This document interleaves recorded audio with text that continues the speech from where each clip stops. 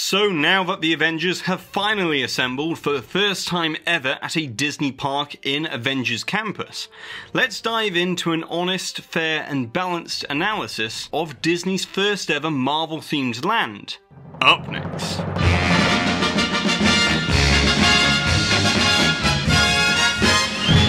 Hi there Waltineers, I'm Jack and this is of course DSNY Newscast, and before we get started, just wanted to say that this isn't going to be a review of the opening day or opening weekend of Avengers Campus, as obviously I wasn't able to be there to experience it for myself because of the travel restrictions still in place. But what I'm aiming to do with this video is to give my thoughts and analysis on what we've seen so far, and to open up a discussion about the great things that Avengers Campus have done correctly, and also the areas in which it could be improved, and have an open debate about all of this in the comments section down below. And so with that being said, let's get straight into it. As when Disney acquired Marvel Entertainment for $4 billion back in 2009, the prospect of integrating Marvel's huge catalogue of stories, characters and mythology into the Disney parks was, in the words of Thanos, inevitable.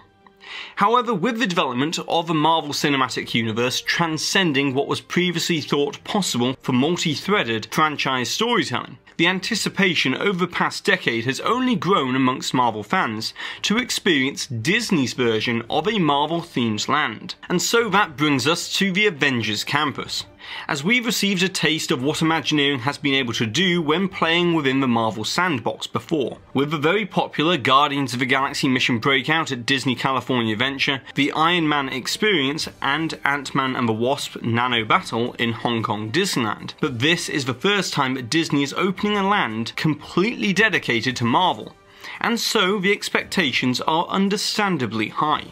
And therein lies the main problem, as in terms of hype, Disney is at risk of over-promising and under-delivering, which is never a good position to be in from a promotional perspective. But importantly, that is not to say that every aspect suffers from the expectations disparity, as the entertainment, the merchandise and the food all deliver on those very high expectations. But it's when you bring everything together and look at the land holistically where things begin to unravel. As for an example, the advert and the promo reel for the land has been epically edited to elicit those signature chills that are always present in Marvel movies. However, as is true with all promo material, it can be deceptive. And in the case of the Avengers Campus, it has been edited to look much larger than it actually is, with the land not having the same scale and scope that guests have become accustomed to in recent years. And this isn't the fault of Avengers Campus or the Imagineering design work that has skillfully been implemented, but I think it's the fault of an executive decision to remove and replace a Bugs Land, whilst also not expanding upon the footprint of the new land. As you see, Disney is stating that this land is 6 acres, which I could only really calculate if I added in the temporary overflow dining area next to the Hyperion Theatre, whereas in reality the new parts of the land only cover around 4 acres. Which, when comparing that to the 14-acre expansion of Star Wars Galaxy's Edge to Disneyland back in 2019, it seems as if a blockbuster franchise like the Avengers and the stellar success of Marvel is being very much underrepresented. As to even call the Avengers Campus a land may be a bit of a stretch, as it's more of a mini-land or themed street. And so a better name for the first phase of what will surely be a much larger Marvel presence might have been to call it the Avengers Alley or Avengers Corner instead. But then we come to the second expectations problem, and that is the idea to build the land in 2 completely separate phases years apart. As you see, most casual guests and Marvel fans will not know that this is only phase 1 of supposedly 2 phases, with the second phase featuring the major e-ticket experience of the land, which is an Avengers Quin-Jet attraction that promises an innovative ride system that allows you to fight alongside the Avengers with your own individual flight. But that attraction is not there, and that is not a byproduct of COVID, but instead a conscious decision made back in 2019 when the attraction was unveiled to great fanfare by Bob Chapek, who was in charge of parks, experiences and products at the time, and is now the Disney CEO. But this would not be nearly as much of an issue if it wasn't for the fact that the Quin-Jet is being featured very heavily within all of the marketing material for Avengers Campus, as the Avengers HQ building is being used as the land's centre centerpiece icon, which would be like having the Millennium Falcon in Galaxy's Edge but no ride to accompany it. But in the case of the Avengers Campus, we still do not even have a date for when the Avengers Quin-Jet ride may open, and Disney has not updated us on the status of the project. And so this lack of communication about the multi-phase strategy may be what is leading to lukewarm feelings towards something that should be a major hit considering the extremely avid fanbase of the Marvel Cinematic Universe. But now that we've discussed all of that as an opening context, let's talk about some of the positives. And in this case, there are many great things to talk about when it comes to the Avengers Campus, with the first being the theming, as once again Walt Disney Imagineering has delivered deeply woven storytelling and an attention to detail that is easily on the same level as within the Marvel Cinematic Universe, complete with dozens of hidden details and Easter eggs embedded throughout. But another area which could be easily overlooked, but shouldn't, is how Imagineering has successfully translated the extremely varied art direction and architectural design language of the Marvel movies into an environment that is suitable for a Disney park. As unlike the movies, Avengers Campus has to be able to evolve and change over time, whilst also remaining relevant with a timeless futuristic style, which is an ongoing challenge that Tomorrowland has always struggled with. And yet at the same time, Avengers Campus must also be able to accommodate the art direction developed within the Marvel Cinematic Universe's future Phase 4 movies and beyond. And so to achieve all of this, Imagineers have cleverly fabricated a storied history to the campus that it was previously a Stark automotive and aeronautic manufacturing complex owned by Howard Stark, thus explaining the aged, derelict and dilapidated theming that is subtly balanced with an infusion of modernistic styles, as we can see here thanks to a friend of the channel, Wishful Thinking, as the grounded rustic theming will help the land become more timeless. But then probably the single most important decision to keep Avengers Campus relevant was the decision to not have it set within a fixed timeline. Now this was and still remains an ambitious concept for Galaxy's Edge, but it has also proven to be a point of creative restriction and is somewhat impractical in reality. And so not only is Avengers Campus within its very own separate storyverse, connected to the Stark Expo in Hong Kong and the campus being built in Paris, but also it leaves open the possibility for it to be part of the multiverse as well, as something like Earth 655 as a reference to Disneyland's opening year if they wanted to go in that direction. And then something I just want to mention very quickly is if you've ever wished to have a little bit of Disney theming at home, then I would highly recommend checking out Gracey Manor Designs on Etsy. And this isn't any sort of paid promotion, but instead I just wanted to give a quick shout out to a fellow Waltineer, as I really do think that their 3D design work is unparalleled and it's a great way to have a little bit of Imagineering at home. However, coming back to Avengers Campus, the overall theming in the daytime is great, but even better at nighttime. And that's because of the fantastic lighting design that really makes the entire area pop. But I'd also say that the only downside to the theming is that it's just a shame that there just isn't more land to explore, which hopefully won't always be this way, as the Avengers Campus is just the beginning of a much larger Marvel presence at Disney California Adventure at some point in the future. But the theming even goes beyond the rich storytelling, as it's also being used as cinematic stages and show environments all the way around the land. As undeniably a standout feature of Avengers Campus is the level of immersion, as unlike Galaxy's Edge that was designed to be an otherworldly planet of Batuu,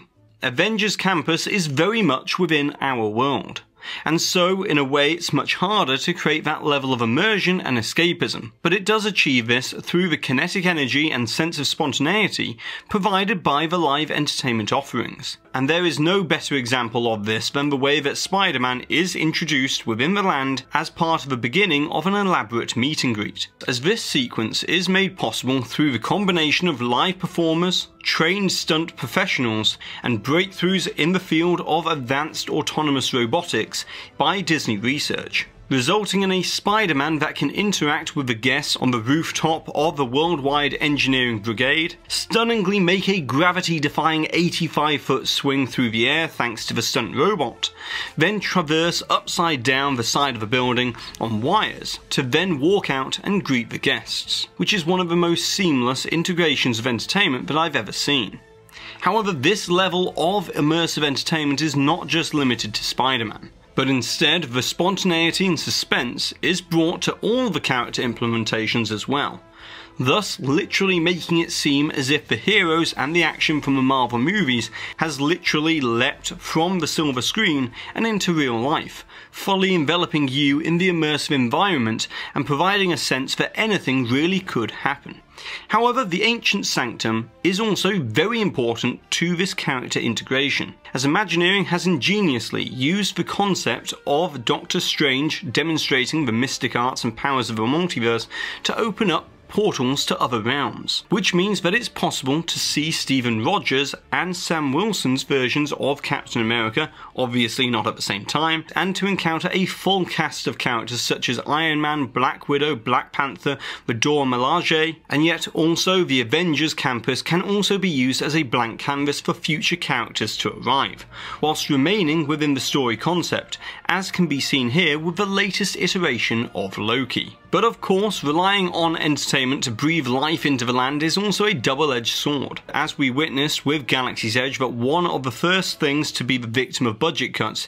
is oftentimes entertainment, as it's more of an expense than the operation of attractions that are completed physical assets that continue to return more value the longer that they are open. So if this level of themed entertainment remains the same within Avengers Campus, then it will clearly be one of the biggest reasons that guests will need to experience this land. Now, because I haven't been able to physically visit the Avengers Campus because of the travel restrictions, I can't honestly give my opinion on the food, drink and merchandise as of yet. However, from what people have stated, it seems to have been one of the most popular aspects of the opening weekend, which is good and also bad at the same time, as clearly one of the main objectives of the Avengers Campus was to remove a Bugs Land which had limited merchandise and food and drink options and replace it with something that has more instant return in profitability. And that is exactly the case, as we have the Pym Test Kitchen, the Pym Tasting Lab, Microbrewery, Tehran Treats, and the Shawarma Palace Cart, along with the Web Suppliers Store and the Campus Supply Pod for merchandise. But my concern is that if this proves to be extremely profitable, then Disney executives may lean more into smaller mini-lands with less attractions and experiences, and more dining and merchandise venues instead. Although with that being said, I do think that there was one missed opportunity, and that would be to retheme the van that was used for the Onward meet and greet last year on Pixar Pier into Lewis's van, complete with its own quantum tunnel that could also be used to sell the enlarged pretzels as well. And then we come to the brand new attraction which opened alongside the Avengers Campus, and that is Web Slingers, or what is formally titled Web Slingers: A Spider-Man Adventure.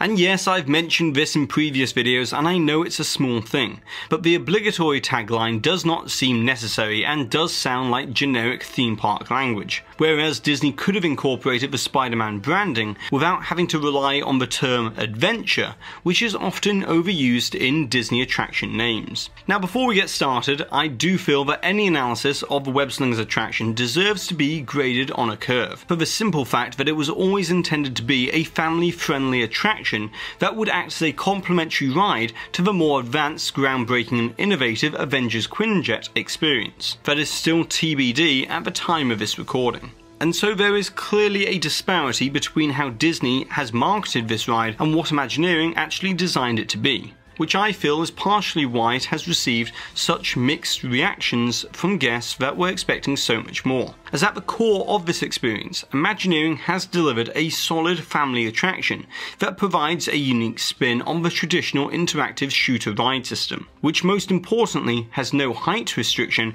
and is suitable for the whole family, complete with gamified leaderboards and tons of re-rideability. But on the face of it, Web Slingers is essentially using the same track layout and ride system found within Toy Story Mania. However, to call it a Toy Story Mania clone would be unfair, as that would be like saying that both Haunted Mansion and Under the Sea with Little Mermaid are clones because they both use an Omnimover ride system and are passive dark ride experiences. What really makes this a differentiated experience compared to other shooter ride systems is the innovative sensor technology that is a first for a Disney park, as it could be argued that more so than any other IP, Marvel lends itself to an interactive experience more than most, as we've all dreamt of having superpowers once in our lives. And so I think it was incredibly insightful of Imagineering to aim for the interactivity instead of the typical Disney dark ride. And because this uses infrared precision tracking technology, it makes it so your body's movements are the controller. Although the fact that there is no way to look good flaring your arms all around does hurt the ability to showcase the on-ride experience. And then of course we've got the pre-show.